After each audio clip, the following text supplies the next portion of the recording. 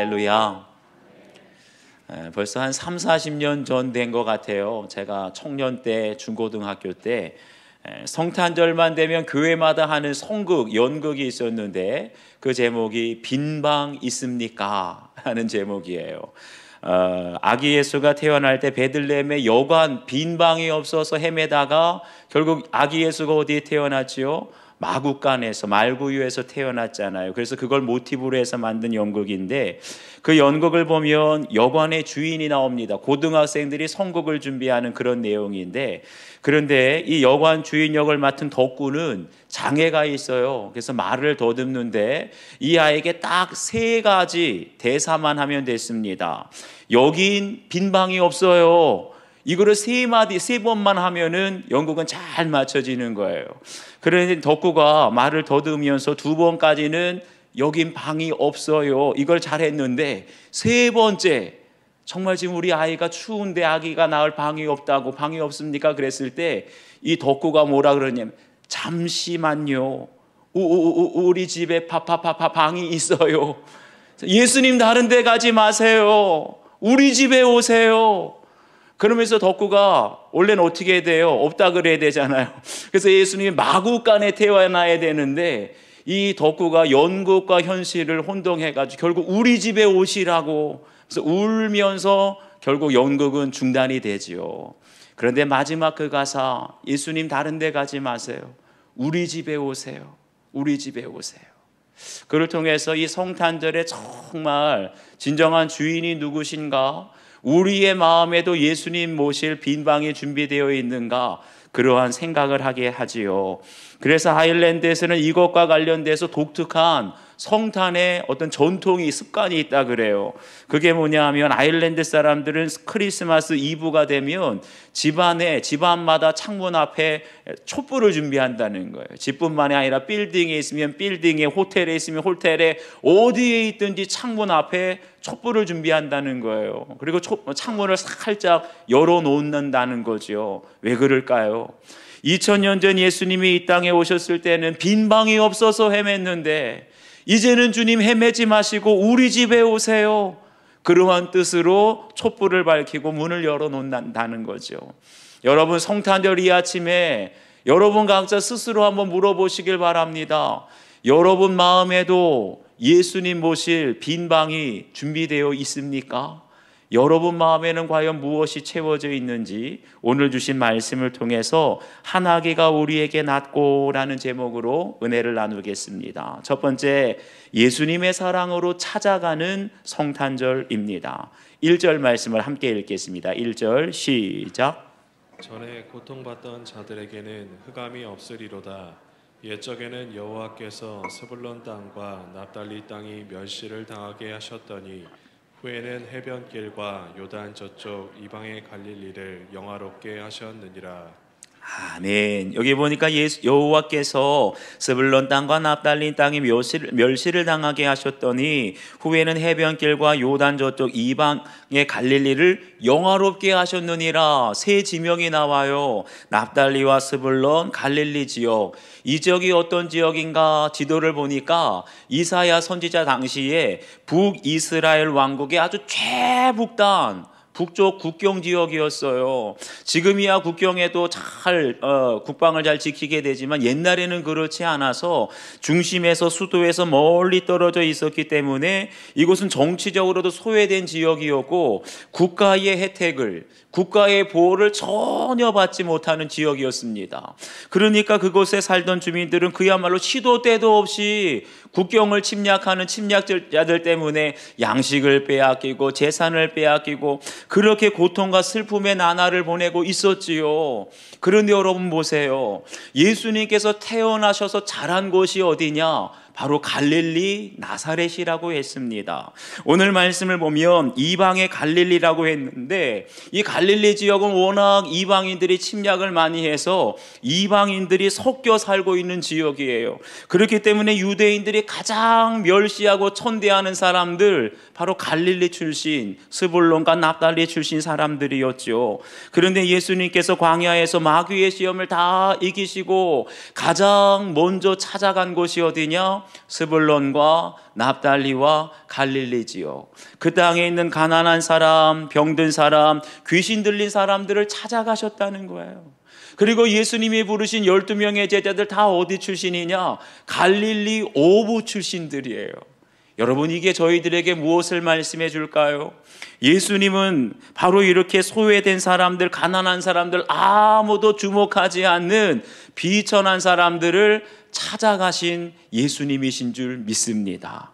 만약 예수님께서 정치적인 야망이 있거나 출세와 성공에 대한 욕심이 있었다면 갈릴리가 아니라 어디로 가셔야 됐겠어요? 정치의 중심지, 종교의 중심지 예루살렘으로 가셔야 되지 않았겠습니까? 우리말에도 있지요. 말은 태어나면 제주도로, 사람은 태어나면 어디로요? 한양으로, 서울로 가야 사람 구실할 수 있다는 거 아닙니까? 그러니까 바울처럼 이왕이면 가말리엘 제자가 되고 최고의 학벌, 엘리트 종교 지도자의 코스를 밟아야 사람들에게 주목받고 그런 주류의 인생을 살지 않았겠어요? 그런데 예수님은 그러지 않으셨다는 거예요. 주류에 속하기 위해서 예루살렘으로 가셔서 주도적인 사람들, 정치 지도자, 종교 지도자들과 어울린 것이 아니라 가장 작은 도시 베들레헴에서 태어나셔서 가장 비천한 사람들, 소외되고 가난한 사람들 살고 있는 갈릴리로 가셔서 두루 사람들을 찾으시며 복음을 전하신 줄 믿습니다. 사랑하는 여러분, 성탄절은 여러분에게 어떠한 의미가 있을까요? 진정한 성탄절의 의미는 우리 주위에 고통당하는 사람들, 가난한 사람들, 소외된 사람들, 그런 사람들 찾아가는 절기가 성탄절인 줄 믿습니다. 그냥 우리들끼리, 친한 사람들끼리, 그냥 예배드리는 믿음 있는 사람들끼리 기쁘다 구주 오셨네, 그게 성탄절이 아니고요. 진정한 성탄절은 교회에 나오고 싶어도 나올 수 없는 사람들 있잖아요. 때로는 경제적으로 너무나 어려워서 주일날 쉴 수가 없는 사람들, 때로는 주위에 따가운 시선, 여러 가지 편견과 죄와 허물 때문에 나오고 싶어도 나올 수 없는 소외된 사람들, 그런 성도들과 가족들이 있다면 그들에게 찾아가서 어느 누구도 구원의 기쁜 소식에서 소외되지 않도록 찾아가는 날이 바로 이 성탄절인 줄 믿습니다. 과연 우리가 찾아가야 될 사람 누굴까요? 어쩌면 여러분들 주위에도 이 코로나 3년 동안 성탄절이 돼도 나오지 못하는, 이제는 나오고 싶어도 너무나 서먹서먹하고 마음이 불편한 구역 식구들, 여전도회 남선교회 회원들이 있을지 모르겠어요. 그러면 여러분 그냥 구경만 하지 마시고 성탄절을 맞이해서 내년도 달력이 나왔습니다. 그냥 가기 조금 민망하시면 달력 가지고 전달해 주세요. 성탄의 메시지를 전달해 주세요. 그러면 그런 소외된 사람들, 나오고 싶어도 못 나오는 우리 성도들이 다 기뻐하는 성탄절 될 줄 믿습니다. 지난 금요일에 아시아경제라는 인터넷 뉴스를 보니까 세계 행복 보고서가 나왔는데 우리 한국 국민은 경제 수준에 비해서 행복하지 않다라는 연구 결과가 나왔어요. 우리나라가 세계적으로 경제 수준은 약 10위권에 해당되는데 행복지수를 전 세계 모든 나라 다 조사해 보니까 경제 수준은 10위권, 행복지수는 52에서 60위. 아주 저조하다는 거예요. 그리고 선진국 중에서 유난히 우리나라 대한민국이 행복 불평등이 심한 나라로 나왔어요. 특별히 어떤 사람들이 행복하지 않고 불행하냐, 1인 가구일수록, 가족들이 많을 때는 그래도 행복한데 혼자 1인 가구, 또 노인 가구로 갈수록 점점 더 행복지수가 떨어지고, 특별히 저소득 가구가 다른 사람들에 비해서 나는 행복하지 않다 발표했다는 거예요.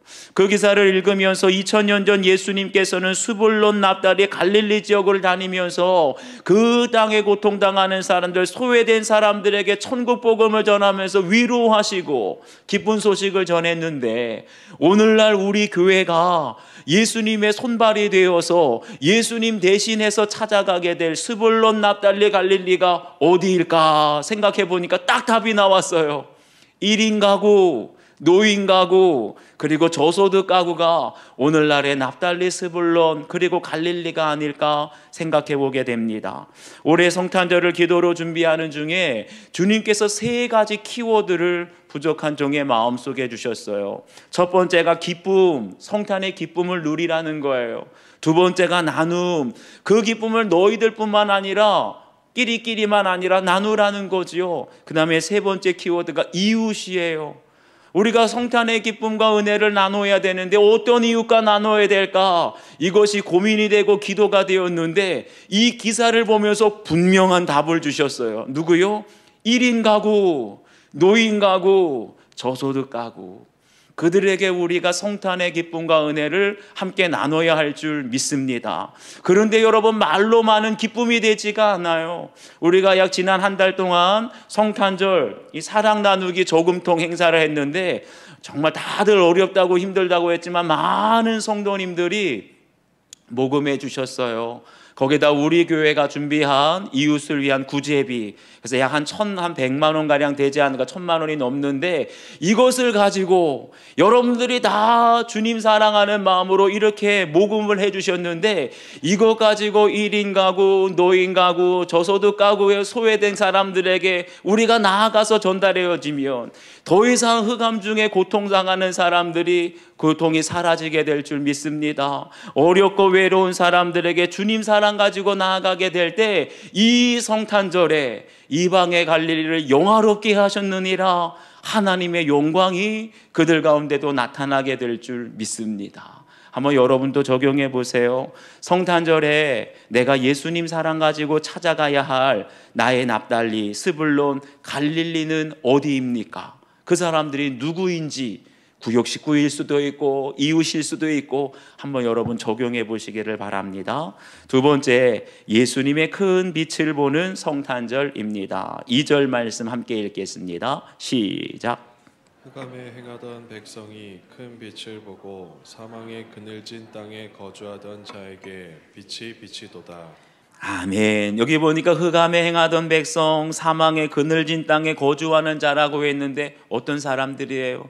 인생의 소망이 사라진 사람들, 그냥 절망 가운데 구원의 생명을 상실한 절망 가운데 있는 사람들을 의미하죠. 그 사람들이 누구냐? 갈릴리 사람들이 그랬다는 거예요.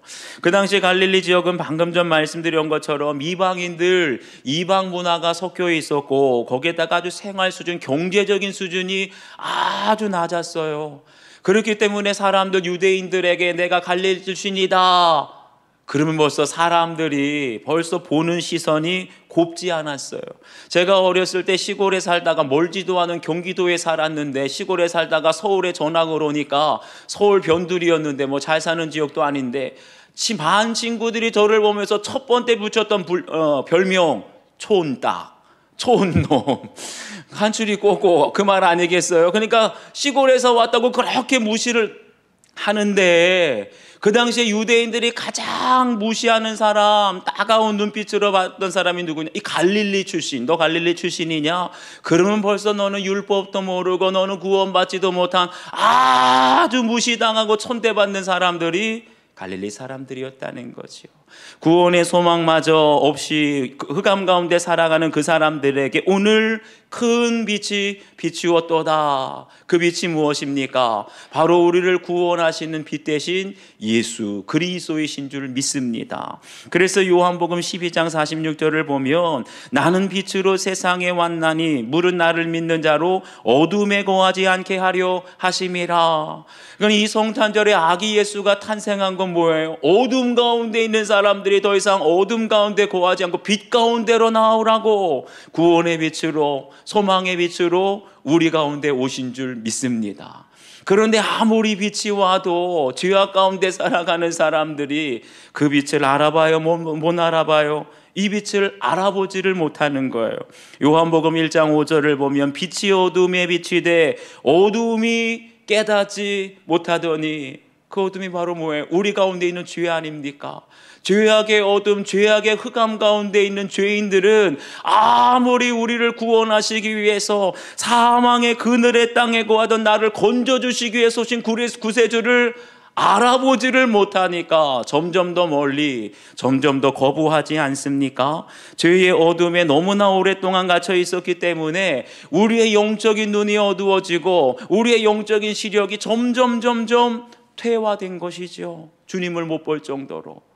어떤 생물학자들의 말에 의하면 도마뱀이 동굴 속에, 캄캄한 빛이 없는 동굴 속에 들어가서 길을 잃고 헤매다가 그 어둠 속에 4년, 5년만 지나게 되면 시력을 완전히 잃어버리고 도마뱀의 눈이 없어진다고 합니다. 왜 그럴까요? 어두운 가운데 있으니까 시력이 더 이상 필요가 없어졌기 때문이지요. 그런데 여러분, 도마뱀만 그런 것이 아니라 사람도 마찬가지예요. 어떤 목사님 설교 중에 들은 내용입니다. 어떤 사람이 눈을 아껴 쓰기 위해서 우리 두 눈으로 평생 써야 되는데 80년, 90년 동안 써야 되는데 아껴 써야 되잖아요. 그래가지고 한쪽 눈은 좀 나이가 들어서 써야 되겠다. 그래가지고 한쪽 눈을 안대로 가리고 수십 년 동안을 한쪽 눈만 썼다는 거예요. 그리고 수십 년 동안 생활하다가 점점 침침해지고 어두워지니까 안대를 가리고 안 쓰던 멀쩡했던 눈을 써야 되겠다. 그래가지고 안대를 벗겼더니 여러분 어땠어요? 시력이 멀쩡하게 남아있었을까요? 캄캄한 안대를 끼고 있었던 그 안대 벗기고 나니까 오히려 시력을 잃어버려서 보이지가 않더라는 거예요. 아무것도 보이지가 않더라는 거예요. 여러분, 사람의 눈은요, 어둠 속에 있을 땐 시력이 점점 약해져요. 빛이 있어야 우리의 시력도 살아나게 될 줄 믿습니다. 그런데 어둠 속에 살게 되면 점점 눈을 볼 게 없잖아요. 그러니까 어둠 속에 있으면 어둠도 분별을 못하게 돼요. 죄가 마찬가지입니다. 우리가 죄악의 어둠 가운데 있게 되면 거기에서 계속 오랫동안 갇혀 있게 되면 죄를 지어도 죄가 죄인 줄도 모르는 것이 바로 우리의 모습 아닙니까? 그런데 예수님께서 바로 이렇게 흑암 가운데, 죄악의 흑암 가운데 있는 저희들에게 큰 빛으로, 구원의 빛으로 우리를 찾아오신 줄 믿습니다. 이렇게 해서 비로소 내 눈이 열리고 내가 지금까지 얼마나 악하고 더러운 죄인인가, 죄를 짓고 살았는가를 빛 대신 주님을 만나게 되면 알게 되는 거예요. 빛으로 오신 주님을 내 마음에 모시고 내 빈 방에 모시게 될 때 비로소 오늘 말씀, 흑암에 행하던 백성이 큰 빛을 보고 사망의 그늘진 땅에 거주하던 자에게 빛이 도다, 이 말씀대로 이루어지게 될 줄 믿습니다. 여러분, 성탄절에 보통 보면 언제 있게 되지요? 1년 중에 가장 춥고 가장 어두운 때, 그때가 언제예요? 1년 중에 해가 가장 짧아지는 동지, 꼭 보면 성탄절 전후로 동지가 있지 않습니까? 요즘에 여러분 세계 뉴스를 보세요. 미국 일부 지역에는 영하 45도, 50도까지, 냉동실 온도가 영하 22도인데 바깥 기온이 영하 50도면 어떻게 되죠? 나가자마자 동상으로 죽을 수도 있다는 거예요.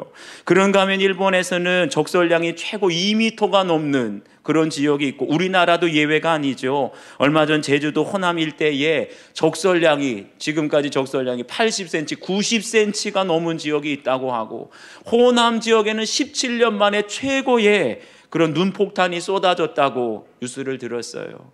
그런데 그것만 추운 게 아니죠. 계속되는 경제 한파까지 겹치면서 여러분, 요즘 우리들이 가장 춥고 어두운 때를 보내고 있지는 않습니까? 그런데 보세요. 세상에서 가장 춥고 어두운 것은 눈이 내리고 영하 50도가 돼서 춥고 어두운 것이 아니에요. 가장 춥고 어두운 것은 어디냐? 예수님을 모시지 않는 내 마음, 우리의 마음이 가장 춥고 어둡더라는 거예요. 제가 사실은 성탄절을 앞두고 최근 며칠 동안 제 마음이 많이 무거웠습니다. 아니, 성탄절이 다가오는데 목사인 내 마음이 왜 이렇게 기쁘지도 않고, 기쁘다 구주 오셨네 찬양을 해야 되는데 설레지도 않고, 왜 이렇게 자꾸만 피곤하고 힘들기만 할까 혼자 생각을 해봤어요. 뉴스를 틀기만 하면 경제적으로 힘들다는 소식만 들려서 그런가? 아니면 뉴스만 틀면 최강 한파 때문에 곳곳에서 사건 사고로 어려움을 당했다고 해서 그런가? 아니었어요. 그런 뉴스 때문에 그런 것이 아니라 연말연시 교회 안팎으로 많은 사역과 행사와 모임이 있다 보니까 어느새 제 마음속에 계시는 예수님을 제가 잃어버리고 살았던 거예요. 크고 작은 문제가 생기고 그 문제를 해결하면서 일처리에만 급급하다 보니까 제가 주님을 바라보지 않고 사람을 바라보고 주님과 동행하기보다는 사람 뒷공무니만 쫓아다니다 보니까 제 마음이 한없이 빛 가운데 있어도 어두워요.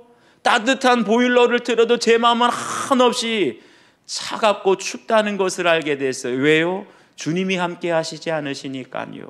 그러니까 회사가 예민해지고 까칠해지고 비판과 정죄가 나오고 불평과 두려움 속에 제가 휩싸이게 되었다는 걸 알게 됐어요. 그때 주님께서 떠오르게 하셨던 말씀, 내가 세상 끝날까지 너희와 항상 함께 있으리라. 아멘. 아무리 내가 바쁘고 힘들고 경제적으로 어려도 주님은 나를 떠나지 않으시지. 그 말씀을 기억하며 다시 주님의 이름을 부르고 주님을 바라보았습니다. 그랬더니 주님 어디 계셨을까요? 제가 바쁘고 힘들다고 주님 신경도 안 쓰다고 저 세상 끝까지 가신 줄 알았는데 아니요. 주님은 여전히 제 마음에 계시더라고요. 아멘이십니까? 제가 아무리 힘들고 지치고 일에 바쁘고 분주하다 할지라도 피곤하다 할지라도 성탄절 다가왔는데 기쁨이 없다 할지라도 주님은 여전히 저를 바라보고 계셨더라고요. 그리고 언제 다시 주님의 이름을 부르나 언제 주님께 나오나 주님을 바라보며 나오나 저를 기다리고 계셨더라고요. 아멘이십니까?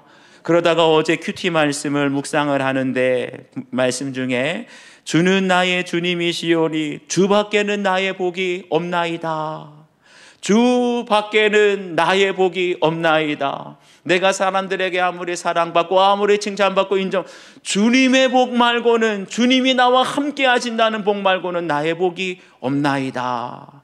이 말씀으로 고백하게 되니까 그동안 춥고 어둡게만 느껴졌던 제 마음에 따뜻한 주님의 온기가, 주님이 저를 감싸시고 저와 함께 하시는 그 온기가 느껴지고 주님의 빛이 제 마음속에 비추게 되니까 그렇게 근심하고 염려하고 어떻게 하면 좋냐 하는 불안이 서서히 물러가게 되는 것을 경험하게 되었습니다. 사랑하는 여러분, 이 성탄절 아침에 여러분 안에 주님을 모실 빈방이 있는지 한번 돌아보시기를 바랍니다.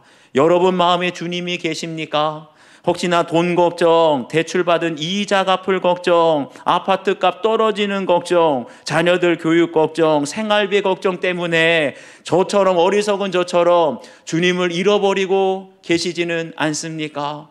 돈 걱정, 세상 염려 때문에 정말 춥고 어두운 방에 여러분 홀로 거하고 계시지는 않습니까?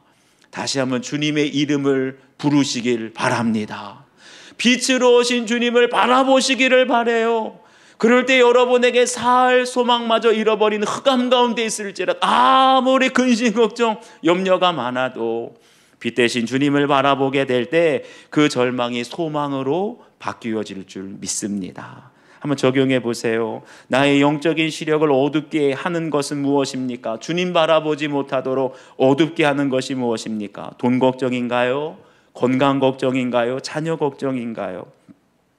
고통 가운데 빛 대신 주님을 찾고 계십니까? 아니면 내 문제를 해결해 줄 사람, 힘 있는 사람, 권세 있는 사람을 찾고 의지하고 있습니까? 한번 적용해 보시기 바라요. 마지막 세 번째, 평강의 왕으로 오신 성탄절입니다. 6절 말씀을 함께 읽겠습니다. 시작. 이는 한 아기가 우리에게 낳고 한 아들을 우리에게 주신 바 되었는데 그의 어깨에는 정사를 메었고 그의 이름은 기묘자라 모사라 전능하신 하나님이라 영존하시는 아버지라 평강의 왕이라 할 것임이라. 아멘. 여기 보니까 한 아기가 우리에게 낳고 한 아들을 우리에게 주신 바 되었는데 이 아기가 누구지요? 바로 우리를 절망의 어둠에서 흑암에서 건져주시고 구원해 주실 예수 그리스도이신 줄 믿습니다. 그런데 그 예수님이 아기로 태어났을 때 뭐라 그랬죠? 평강의 왕으로 오셨다는 거예요. 그래서 예수님이 태어나셨을 때 천사들이 뭐라고 찬송하지요? 지극히 높은 곳에서는 하나님께 영광이요 땅에서는 하나님이 기뻐하신 사람들 중에 평화로다. 평강의 왕으로 오셨다는 거예요. 그래서 요한복음 14장 27절 보면 평안을 너희에게 끼치노니 곧 나의 평안을 너희에게 주노라. 내가 너희에게 주는 것은 세상에 주는 것과 같지 아니하노라. 아멘. 오늘도 주님께서는 이 땅 가운데 우리에게 평강의 평화를 주시려고 평강의 왕으로 오신 줄 믿습니다. 오늘날 사람들이 가장 큰 관심이 있는 게 뭐예요? 평화 아니겠습니까? 특별히 우크라이나 러시아 전쟁이 일어나고 나서 사람들이 어떻게 하면 평화를 이룰까? 뭐에 관심이 많아요? 최첨단 무기로 무장을 하는데 혈안이 되어 있습니다. 특별히 어떤 나라들이 그래요. 우크라이나의 전쟁을 일으킨 러시아와 국경을 맞대고 있는 나라들, 저 북유럽에 있는 스웨덴, 핀란드 같은 나라들이나 동유럽에 있는 나라들, 폴란드, 루마니아, 몰도바 같은 나라들, 그냥 어떻게 해서든지 최첨단 무기를 도입해가지고 강력한 군사력을 이루는 것만이 우리나라의 안보를 지키고 평화를 지키는 유일한 길이다, 그렇게 생각하고 있어요. 심지어는 북한에서 계속해서 핵실험하겠다 미사일 발사하니까 우리나라의 일부 정치인들도 뭐라고 말합니까? 우리나라도 한반도의 평화를 위해서는 자체적인 핵 무장을 해야 한다 주장하는 사람들이 있어요. 그러니까 뭐예요? 세상의 평화는 핵에는 핵, 미사일에는 미사일, 강력한 군사력만이 평화를 유지할 수 있다. 그게 세상의 말 이차 아니겠습니까? 그렇다고 한다면 평화의 왕으로 오신 예수님 과연 어떤 모습으로 오셨을까요? 강력한 권세, 강력한 십자가의 군사, 천군 천사들을 이끌고 오셨을까요? 그런데 성경을 보니까 그렇지 않습니다. 한 아기가 우리에게 났다. 평강의 왕으로 오신 예수님이 어떻게 오셨느냐? 한 아기가 우리에게 났다. 여기서는 바로 예수님께서 우리에게 이루실 평화가 어떠한 모습인가를 말씀해 주세요. 평강의 왕으로 오신 그리스도께서 아기로 오셨다. 여러분, 아기에게 무슨 힘과 권세가 있겠어요? 가장 미약하고 가장 가난하고 가장 비천한 모습으로 오시지 않았겠습니까? 그런 아기로 오신 예수님께서 온유와 겸손으로, 그리고 자기를 희생하는 십자가 지시는 희생으로 말미암아 모든 원수를 멸하시고 모든 막힌 담을 허무시고 우리에게 참 평화를 주신 줄 믿습니다. 어제 우리가 성탄 축하의 밤을 했어요. 교회 학교 아이들이 다 오고 연합찬양대가 찬양을 하고, 그런데 언제 모든 성도들이 다 기뻐했을까요? 연합찬양대도 감동이 됐어요. 청년부 중고등부 다 감동이 되고 기뻤어요. 그런데 남녀노소 모든 성도들이 다 한마음으로 웃고 기뻐하고 언제였느냐? 영유아부 아이들이 올라와서 재롱 피울 때, 가장 어린 아이들이에요. 아니, 걔네들이 뭘 할 수 있겠어요? 찬양도 틀리고 율동도 다 틀려요. 그런데 뭐를 잘해서가 아니라 가장 어린 아기들이 올라왔을 때 어때요? 그 존재 자체가 기쁨이 되는 거예요. 어린 영유아부 아기들, 어디 어린이 유치원도 안 가는 그런 아이들이 올라와서 재롱을 피우는 거 보게 되면 부부싸움을 한 부부도 화해하게 될 줄 믿습니다. 고부지간에 시어머니 며느리가 아무리 냉랭한 기류가 흘러도 그렇게 재롱 피우는 아이 속에서는 기쁨을 주고 평화를 주게 되는데 마음의 담이 다 허물어지게 될 줄 믿습니다. 주님이 주시는 평화는 어떤 평안이에요? 세상의 권사에 강력한 군사력으로 이루는, 힘으로 이루는 평화가 아니라 나의 온유함과 겸손함으로, 그리고 십자가 지는 철저히 자기 희생의 십자가를 통해서 우리의 모든 죄와 사망의 권세를 구속하여 주실 때 참된 평화가 이루어지게 될 줄 믿습니다. 우리가 이 성탄절에 어떻게 평화를 이룰 수 있을까요? 힘으로, 무섭게, 권세를 가지고? 아닙니다. 철저히 나눈 죽고 예수로 살게 될 때, 내 안에 있는 혈기와 교만과 욕심을 십자가에 못 박고 평강의 왕으로 오신 예수 그리스도로 살게 될 때, 이 성탄절에 가정의 다툼이, 이 사회의 갈등과 대립이 사라지고 주님의 평강이 임하게 될 줄 믿습니다. 어머니의 권유로 이단에 빠졌다가 믿는 아내와 결혼하여 빛으로 오신 예수님을 알게 되었다는 성도님의 큐티인 간증입니다. 제가 어릴 때부터 이단에 헌신하셨던 어머니는 한 번은 사람의 생일을 기념해서는 안 된다, 곰곰이 생각해 보니까 여호와의 증인 같아요. 생일을 기념해서는 안 된다 그러며 할아버지 생신잔치에 가지 않겠다는 거예요, 며느리가. 그러자 유교에 깊이 빠지셨던 아버지는 그런 어머니를 자녀들 앞에 비난하셨습니다.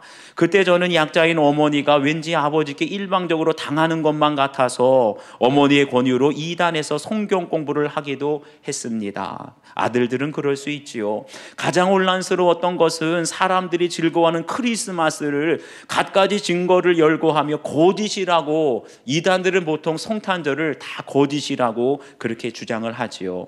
그 이후 학업을 핑계대며 더는 그곳에 나가지 않았는데, 누구나 인정하는 이 크리스마스, 이런 인정하는 사실조차 반박하고 고집을 부리는 어머니의 모습을 보고 제 삶에도 영향을 끼쳤습니다. 저와 가치관이 다르거나 다른 생각을 가진 사람을 보면 항상 나는 옳고 너는 틀리다 정죄하기 바빴는데, 그때는 그것이 흑암에 행하는 것인 줄도 몰랐습니다.